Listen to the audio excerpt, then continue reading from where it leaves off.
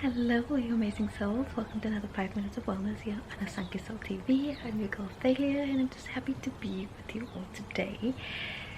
So I thought about sharing something that's been coming up a lot within the last week, a lot with me personally, and a lot with my clients.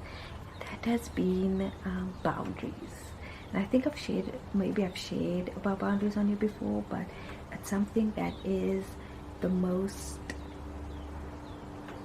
interesting topic to discuss, I feel. And it's when it comes to doing inner work and comes to standing up for yourself and raising your standards, boundaries are the hardest things to implement, because you have to hold yourself accountable, and you have to articulate this, set these boundaries with yourself and with the people around you, and you have to stand in your truth, and be integral with yourself, which can be the hardest. And something that I learned a couple of months ago was around boundaries boundaries without consequences aren't boundaries. So when you break the boundaries, or when somebody else breaks your boundaries, there has to be a consequence there. You have to let them know that they've broken your boundaries. And in turn with yourself, you need to there has to be something that you need to give back to yourself if you break your boundary with yourself. So consequences also has such a negative connotation to it. I'm interested to know when I say the word consequences, what do you think firstly, what comes to mind? Because usually you just think of punishment, but something that it doesn't necessarily have to be a bad thing. It's just like having that awkward conversation, giving yourself, taking something away. Like, for example, one of my clients has a boundary around sleep. She has to go to sleep at a certain time because she knows that that's going to fuel her, because her job is very physical. She wakes up really early, and if she extends her sleep time, or she doesn't abide by the boundary, she feels it the next day. So what happens if she doesn't meet her boundary for that day? The next day, her consequence is she has to go to sleep 15 minutes earlier. So that's a perfect example.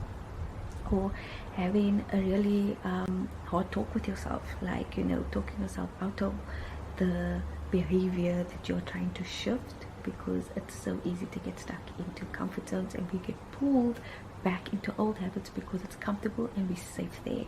And to notice when you are moving into a different way of standing up for yourself, speaking up for yourself, setting your boundaries, showing up, it's going to be met with some kind of resistance from the other person, because they don't know you like that.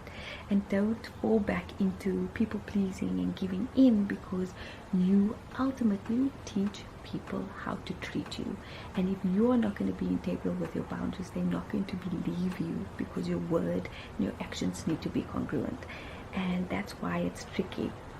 And when you become self-aware of and just observing where you need to implement boundaries, and where you need to be stricter with yourself, with that awareness, it's just a simple action, and it's about making a choice and then sticking to that choice every day, which I know sounds a lot easier than actually is done. We're human, we fall, we make mistakes. It's about having so much love and grace for yourself when you do slip up, because that's inevitable, but then giving yourself permission to stand up and try again. And over a long period of time, this becomes second nature. That's all about what I am, and it's all about being embodied. Is over a long period of time, it becomes your default setting. So in the beginning, it will need a lot of time to be mindful of it. It will take a lot of energy just to enforce it constantly, but over a long period of time, the more you do it, the easier it becomes, as we know. And our bodies and our minds will be in unison. We'll be connecting them, so that it no longer feels scary to step up, to show up, to stand up for yourself, to raise your standards. And if certain people or places or things are no longer in your energetic field, it's not aligned with you anymore, then it's time to let go and move on, and trust that more is coming. As you let go of the old, you are making space for more to come in. Another thing a client of mine also shared with me last week when we were talking about boundaries was, she got really triggered when we were talking about it, and she was like, oh my gosh, I'm not going to have any friends if I stand up for myself, if I speak up. And then I was like, take a moment and Just observe, are those the friendships that you want? If they are disrespecting you, if they're not meeting your boundaries, or if they're not being kind and loving, do you just want them to make you feel a certain way? What are you gaining from them? Because ultimately we want to be around people that's going to lift us up, that's not going to pull us down. And we need to be mindful of the spaces we put ourselves in, and remembering that that's a choice. We choose everything, whether it's good, bad, messy, everything in between. Give up the victim role. We are not here to play the victim. You still have a choice in the matter. Some places and some areas, difficult to make a choice just to walk away. I understand sometimes with family we can't always walk away, but we get to choose how we respond to every situation. We get to choose how long we stay in situations and when we need to keep quiet. So everything is ultimately a choice that we make.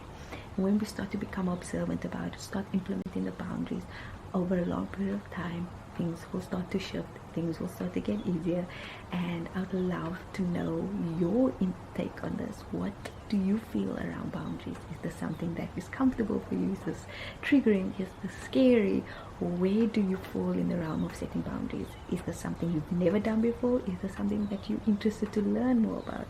I'd love to hear your intake and your input on this. So I'm going to leave you all with that for now. Know that this is something that I'm implementing, learning to stand strong, to not people please anymore, to stand my ground, to speak my truth and uphold my boundaries, because ultimately that is me loving me, that is me serving me, and that is me putting myself first and honoring what I innately deserve.